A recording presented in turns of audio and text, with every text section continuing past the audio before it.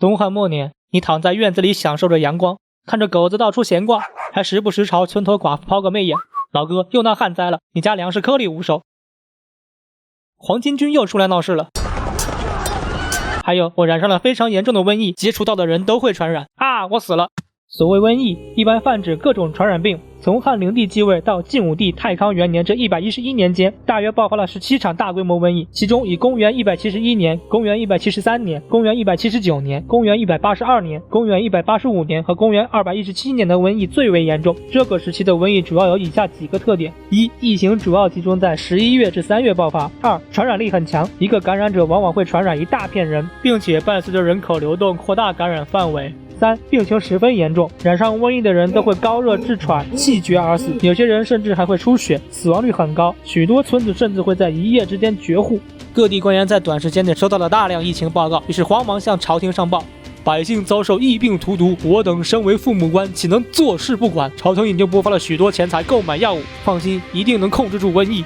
但是这些钱实在太多了，一时半会儿也用不完，就先放我家里吧。还有，我也生病了啊！其实城市比农村的情况要糟糕得多。在这个时期，洛阳也曾经遭受过很多次瘟疫，大概有3%的人病死。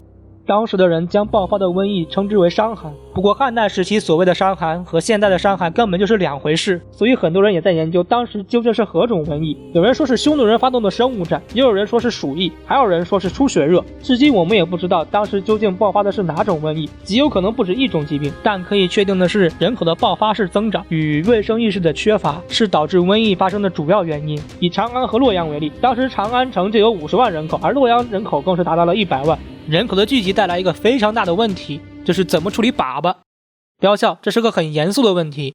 按照平均每人每天产生400颗粑粑来计算，长安的人一天就会拉大约200吨粑粑，而洛阳的人一天就会拉大约400吨粑粑。这么多粑粑，你不能指望全让老爸解决，所以古人就想了几种方法来对付粑粑。第一种呢，就是当做肥料。俗话说种地不上粪等于瞎胡混，古人对粑粑的宝贵作用有着非常清晰的认识，所以古人往往选择将粑粑堆肥。但单凭人的粑粑量实在有些少，而当时最流行的一种牲畜猪排粑粑的量非常大，所以汉代人就把猪圈和厕所合建，这样就可以把人粑粑和猪粑粑堆在一起，不用担心人粑粑太少不够堆肥料的问题了。很多汉代坟墓甚至会出土这样的陶制猪圈，你看，这就是老爸拉粑粑的地方，下面就是猪圈。不过这样做带来的问题就是，我刚刚吃了一坨人粑粑，怎么形容呢？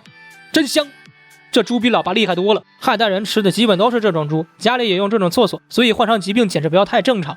另外，据考古发现，曹操其实也在用这种猪圈，难怪你脑壳疼。第二种方法呢，就是就地掩埋。一些人既不愿意堆肥，又不愿意把粑粑运到城外，更不愿意像老爸那样吃粑粑，这让管理城市卫生的官员们很为难啊。所以这些人就采取了就地掩埋的方法，跟我邻居家的柯基一样。有些人嫌每次拉完粑粑都要挖坑太麻烦，索性直接打了一个井，或者说是坑，然后就把粑粑和人类排出的某种液体全都倒进了这个深坑。这种方法避免了随地拉粑粑造成环境污染的尴尬，官员们也很喜欢，所以便推广开来。但是这种方法有个很大的问题，随着时间的推移，粑粑就会慢慢渗进地下水当中。更不巧的是，古人赖以生存的井水恰恰就是地下水，因此井水会被逐渐污染，以致水皆咸卤，搞得跟老北京豆汁儿似的。这水的味道还挺好喝。第三种方法呢，是倒进排水管。汉代城市不只有大量排水管区，还有一些简单的过滤砂石。不过这些排水管的主要作用是排雨水。那么关于汉代人处理粑粑的方式就先介绍到这里。从上我们可以看出，汉朝人的卫生习惯确实存在很多问题，尤其他们处理粑粑的方式非常容易导致疾病传播。这也不难理解为何东汉人口刚刚在汉桓帝时期达到一个巅峰，紧接着就爆发了非常大的瘟疫。汉末三国时期的瘟疫导致很多人感染，数量多到无法统计，而我们甚至不知道这种瘟疫究竟是什么。我们只知道很多人在这场瘟疫中丧命。面对这场空前的瘟疫，官员们束手无策，百姓们人心惶惶，几乎所有人都选择了逃离。但是逃离的人又把瘟疫传播到了更多的地方，导致疫情进一步扩散。知道瘟疫为什么会爆发吗？是皇帝太差劲了。唯一的解决方法就是让我当上皇帝，只要你现在支持我，我就送你一碗包治百病的符水。事实上，我偷偷在里面加了草药，只要喝了，你的病一定能好。不信我喝给你看。我的符水不管用。但并非所有人都束手无策。南阳郡就有一个医生在坚持对抗瘟疫，这个人名叫张仲景。张仲景是历史上的10大圣人之一，被称为医圣。他出生于南阳郡的大族，全家合计有200余口，家庭条件非常不错。也正因为如此，张仲景才有条件学习很多医学知识。在瘟疫期间，张仲景一家遭受了非常惨重的打击，原先200多人一下子病死了130多人，占全家人数的2/3。在亲眼目睹亲人遭受病痛折磨的惨状后，张仲景的内心十分触动，他下定决心要对抗瘟疫。只要有村子遭受瘟疫，张仲景就会背上药箱，马不停蹄地赶去救人，生怕晚一点就会耽误病情。1年、2年、5年、10年，时间不知过去了多久，没有人知道张仲景究竟救治了多少病人，可能有几千个，也可能有几万个，谁知道呢？在不断的实践中，张仲景撰写了《伤寒杂病论》一书。这本书至今还是经典的医学著作，其中记载的很多药方直到今天还在使用。可张仲景毕竟只有一个人，力量太过渺小了。张仲景病逝几十年后，瘟疫仍然在中国的大地上肆虐横行。据《宋书》记载，仅公元273年，吴国都城建业爆发的大规模瘟疫就造成10万人死亡。而史书往往只会记载大规模爆发且为人所知的瘟疫，广大乡村地区的瘟疫根本就不会记载。那种一夜之间一个村子就死绝户的事情更是多到数不胜数。到了公元280年，司马炎终于结束了三国分裂的局面，中国的人口已经下降到了1600万，而东汉汉桓帝时期的人口为5959万，相比之下一下减少了4000多万，一般认为有2000万人死于瘟疫。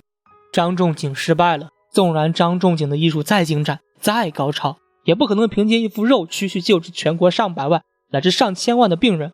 可我仍然敬佩张仲景，因为在大多数人面对瘟疫束手无策，选择纷纷逃离时，张仲景却选择朝瘟疫径直走去，凭借一己之力向蹂躏整个中国的疫情宣战。在我看来，张仲景不单单只是一个医生，更像是一个身怀精湛医术的孤胆侠客。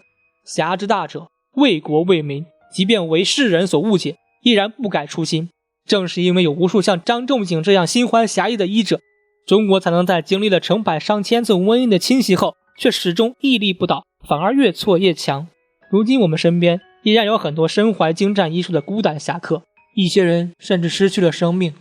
愿你安息。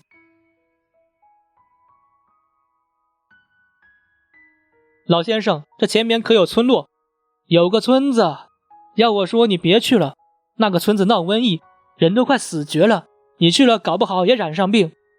我去的就是闹瘟疫的村子。